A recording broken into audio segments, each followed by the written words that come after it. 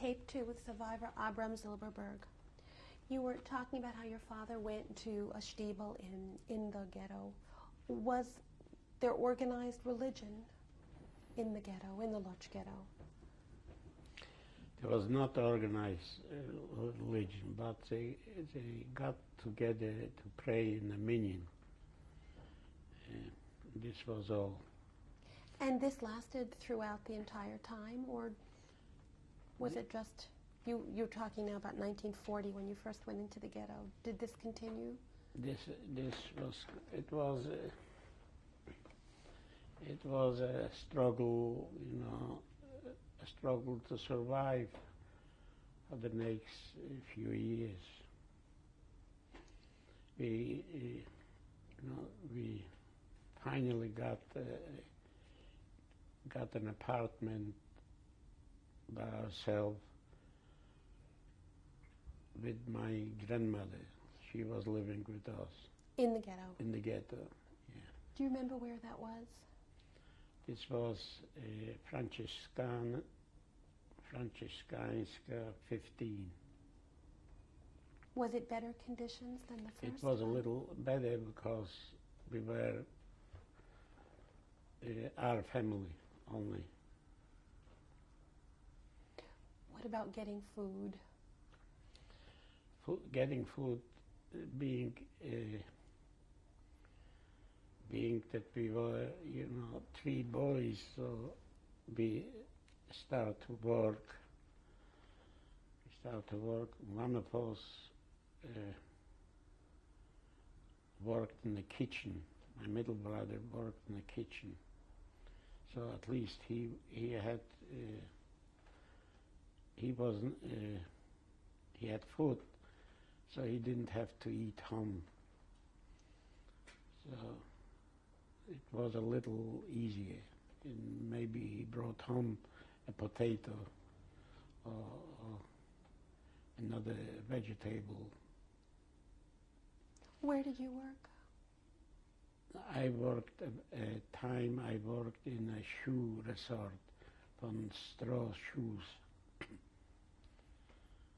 And then I worked in a vegetable market. So I could bring home some vegetables. So we had better chances to survive. Did your mother work also? No, my mother didn't work. She was not a youngster, so she couldn't find a work. How was the ghetto organized in terms of cleaning and sanitation and things of that nature? Who organized inside the ghetto how things were to be done?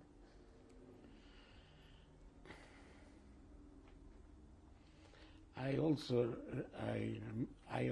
worked by clean up the sanitary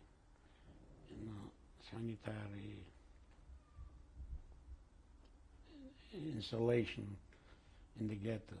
This was for a punishment, because when they send out boys between 18 and 25 years, so I was hiding. I didn't got to the place from the Aussiedlung. So after this hiding, so for a punishment, I had to work by the sanitation, where they was taking from the toilets out of the ghetto. What year did they gather the young men? This was in year 42. So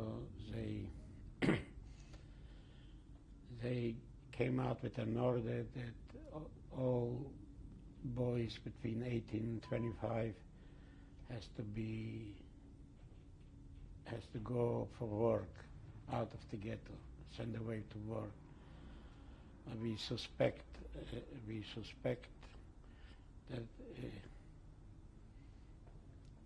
that who knows what they will do in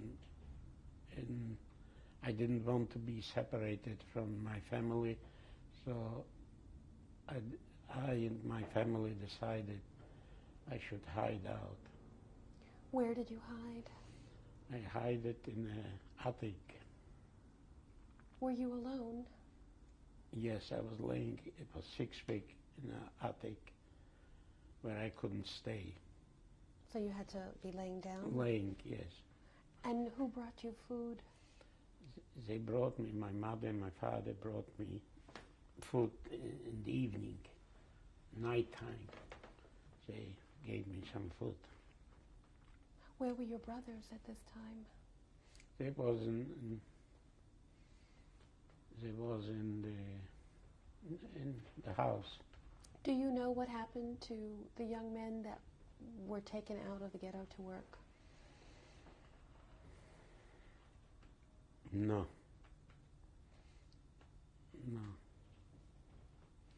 There was rumors talking that they went to working camps and there was rumors they went to extermination camp.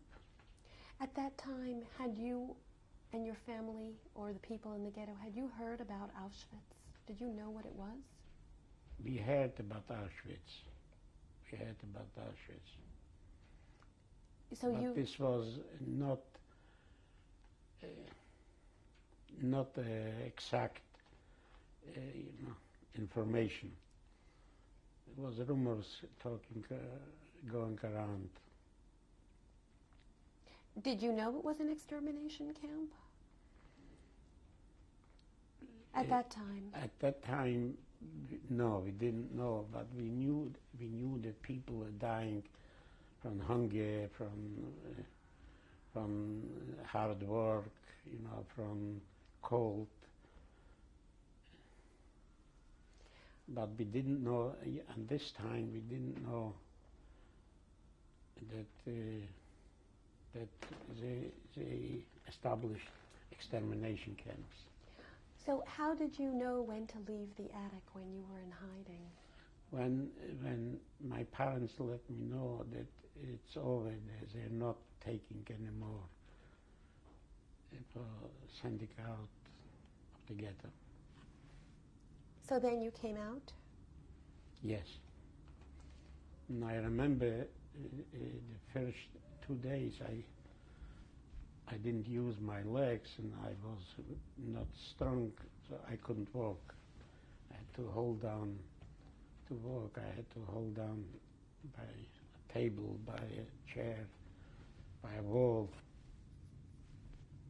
And who decided that you would be punished for having hidden? The lodge was self-ruled, like the Unrat. They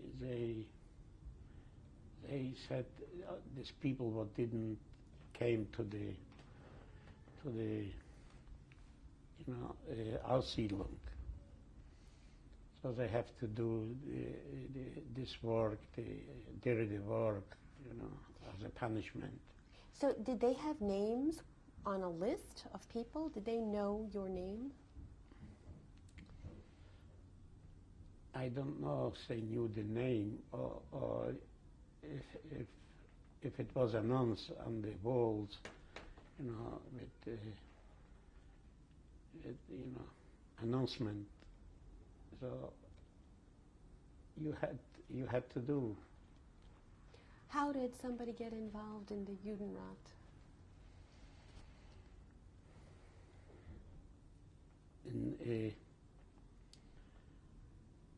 In Lodz was the leader. What he established the Judenrat was a man with his name Rumkowski, and he organized like a self-rule in the ghetto. There was a Jewish policeman, and was a small bureaucracy, even with their own money. It, well, for this money, you could buy a piece of bread, some other products. What did you and your family think about the Judenrat? What I remember from my memory is we was thinking this is how it has to be. We lived with it. We tried to survive day by day. So after you finished working in the sanitation, then what did you do? Then, after the sanitation, I worked also a short time by helping to build some barracks outside and a part of Lodz, what this was called Maraschin. And there they put up a few buildings.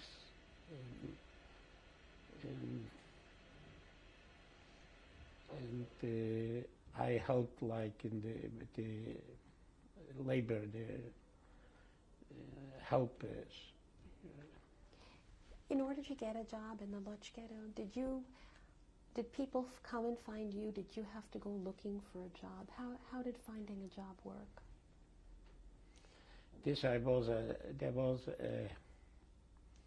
an office what they send you to work. But after this, I started to work. I started to work in this vegetable market. At least there we could eat some vegetables. Do you remember what year you worked in the vegetable market? This was in 1943, 1944. Were there other actions where they deported people during these years? Yes, there was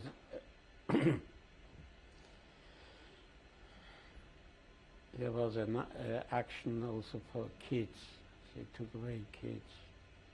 This was horrible. It was unbelievable. But it didn't took a long time, this action. Do you remember when that was? I'm not sure if it was 43 or 40 or 44. But this was a very heartbreaking time. Was your entire family still together in 1943? Yes, the family was together till the end of 44. My youngest brother was taken away 2 months before we left Lodz and sent to Auschwitz. He was catched. He was to visit an uncle, and they surrounded this area, and he was taken out. And this was the luck. This was a luck,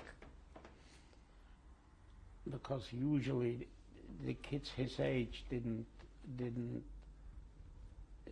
survive. They was sent to the gas chambers. But these days they picked up younger kids and they put them in a school where they teach them like bricklayers, carpenters, to show to the world, to the representative from the Red Cross that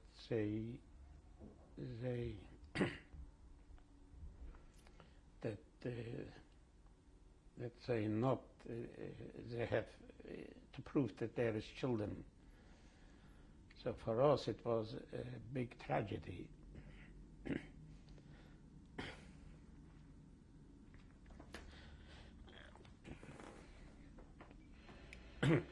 Nighttime, we was crying.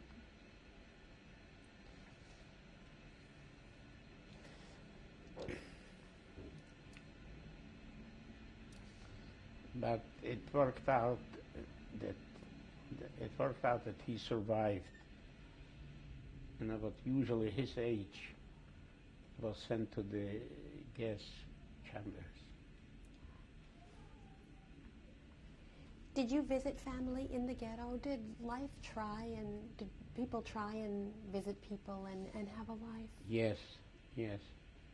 You said he visited your uncle. Where was your uncle's family? We had an aunt living in the same building. We used to go up to visit them. They had a child, what died in the ghetto from hunger and sickness. This was a tragedy for the whole family. Was there hospitals and doctors in the ghetto? There was clinics, like clinics.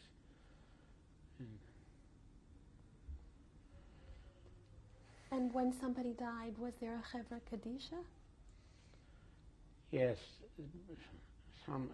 many times you saw on the street people dying. So there was a chevra kadisha that used to take them away and bury them. And your father, was he still going to the Minyan in 1943 and 44? Sometimes they used to go to the Minyan. It became less and less. What about holidays like Rosh Hashanah and Yom Kippur? How was that celebrated in the ghetto, or was it? There was not. We tried to make it look like a holiday. Like putting up a tablecloth, but it was not a holiday. It was an imitation of a holiday. What about marriages and weddings? Did they exist too? Yes, there were marriages. There was marriages. Young people, even the ghetto, young people fall in love and they got married. You were a teenager. Did you have friends or girlfriends at that time? Yes, I had friends and I had girlfriends. We used to get together. Where did you get together? In houses, and sometimes by us, sometimes by the friend's house. And what did you do when you got together? We was talking, talking. How did you understand what was happening all around you? How did you make sense of it?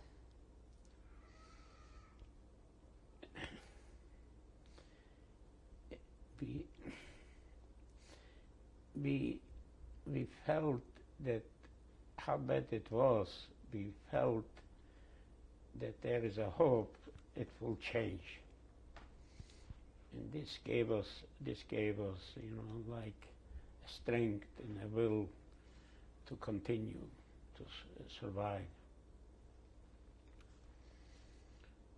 There was also, I knew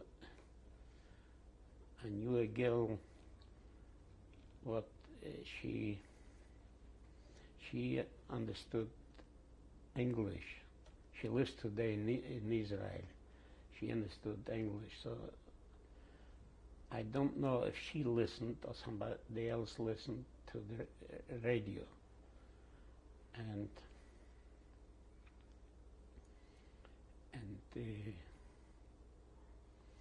she used to type the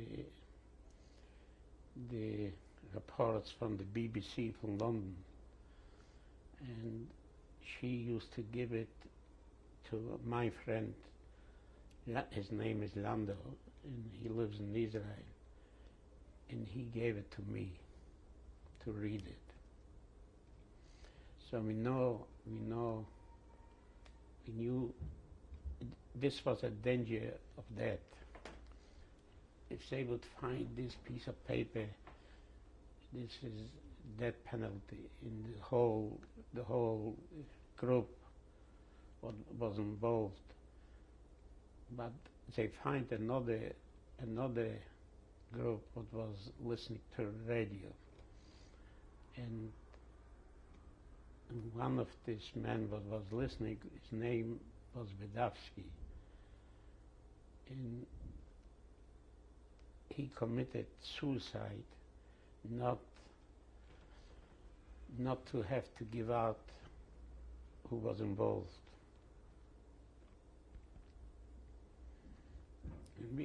This gave us some information what was going on, and then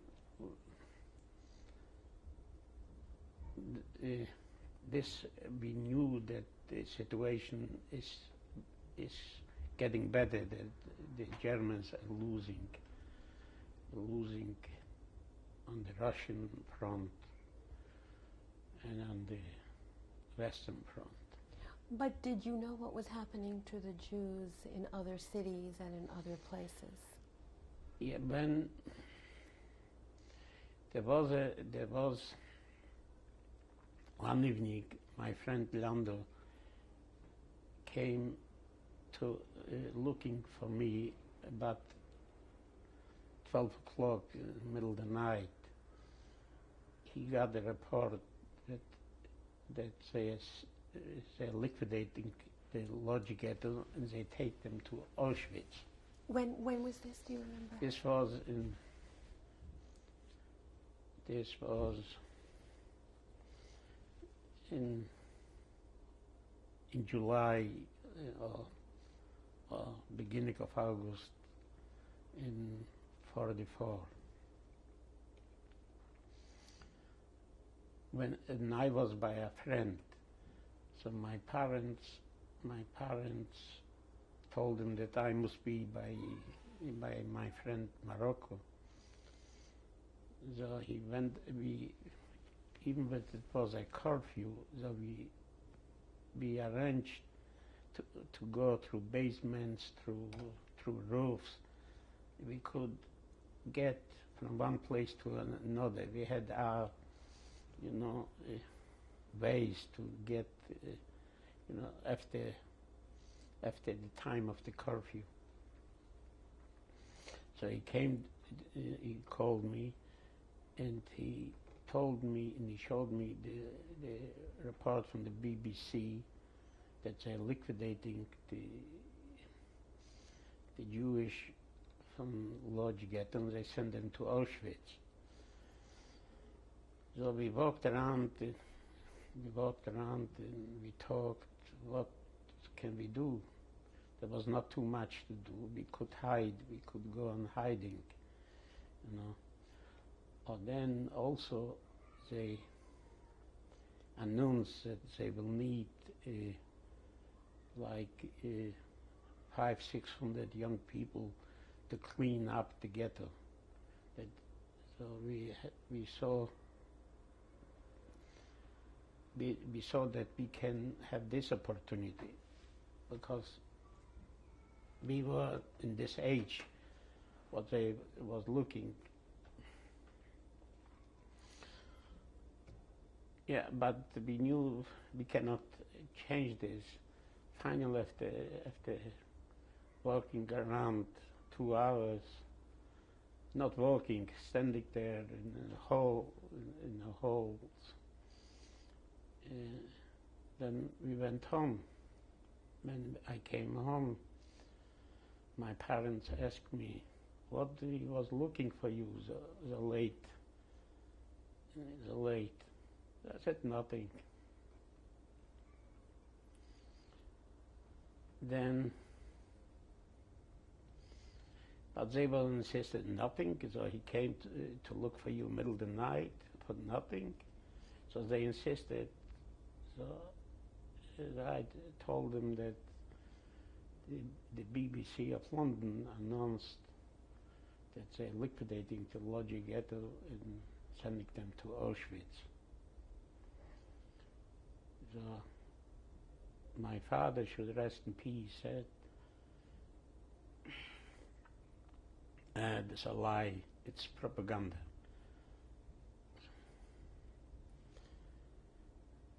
And I was wondering this a long time, years, why he didn't believe in this.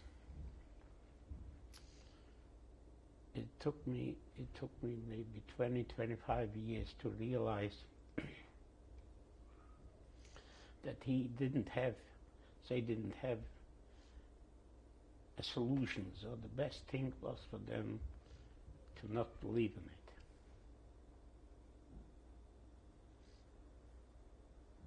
This took me, I was wondering, my father was a smart man, how come,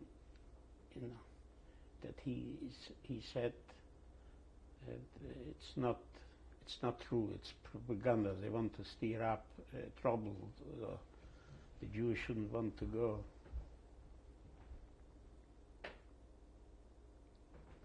So this was in July of 44. Yeah. And then what happened in the ghetto? Then the ghetto, every day they took out trains. And then beside this,